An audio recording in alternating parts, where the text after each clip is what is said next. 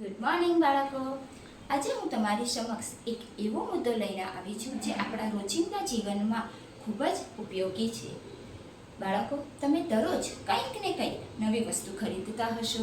ક્યારેક નવા કપડાં ખરીદતા હશો, ક્યારેક નવા રમકડાં ખરીદતા હશો, ક્યારેક કંઈક ખાવાની વસ્તુ ખરીદતા હશો. તો શું ક્યારેય તમારી સાથે એવું બન્યું છે કે તમે કોઈ વસ્તુ ખરીદી હોય અને એ સારી ન નીકળી હોય, અથવા તો તમે એ વસ્તુના વધારે પૈસા ચૂકવી દીધા હોય? તો આવી પરિસ્થિતિમાં આપણે શું કરી શકીએ? તો આજનો મારો વિષય છે ઉપભોક્તા જાગૃતિ, કન્ઝ્યુમર અવેરનેસ. હવે ઉપભોક્તા જાગૃતિ એટલે શું? ઉપભોક્તા એટલે ખરીદનાર અને જાગૃતિ એટલે સતર્કતા.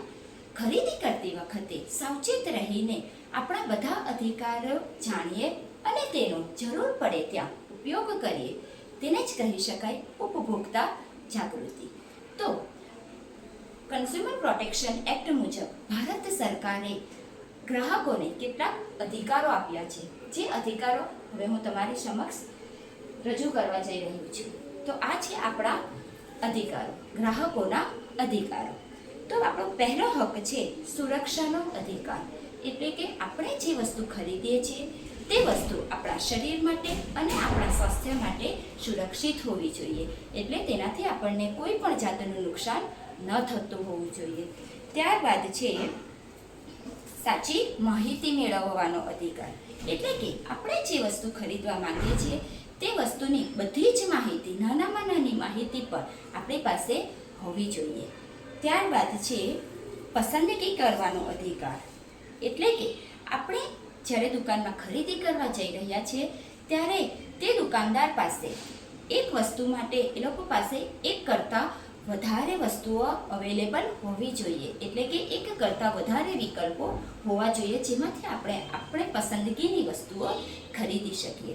ત્યારબાદ છે અવાજ ઉઠાવવાનો અધિકાર. અગર આપણે કોઈ વસ્તુ ખરીદી છે અને તે ખરાબ નીકળી છે તો એની સામે અવાજ ઉઠાવવાનો પણ આપણો અધિકાર છે. એટલે કે આપણે ગ્રાહક સુરક્ષામાં અવાજ ઉઠાવી શકીએ છીએ અને આપણે કમ્પ્લેન કરી શકીએ છીએ. ત્યારબાદ છે ન્યાય મેળવવાનો અધિકાર. એટલે કે આપણે કોઈક વસ્તુ ખરીદી છે અને તે વસ્તુ ખરાબ નીકળી છે તો એની સામે આપણે અવાજ ઉઠાવીએ અને એની સામે ન્યાય મેળવવાનો પણ આપણો અધિકાર છે. ક્યાં તો એ વસ્તુ એ લોકો આપણને બદલી આપે, ક્યાં તો પૈસા પાછા આપી દે, ક્યાં તો એ વસ્તુ રિપેર કરી આપે. તો એ આપણો અધિકાર છે, ન્યાય મેળવવાનો અધિકાર.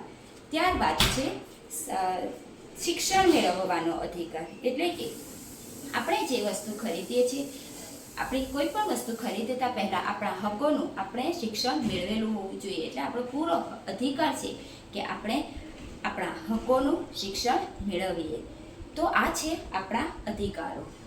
તો તમે પણ અને હું પણ આપણે એક ગ્રાહક જ છીએ અને આપણા આ બધા અધિકારોનું આપણે જ્ઞાન મેળવવું જોઈએ. તો બાળકો, આશા છે કે તમને આપણા અધિકારો, ગ્રાહકોના અધિકારો, ઉપભોક્તા અધિકારોનો ખ્યાલ આવી ગયો હશે.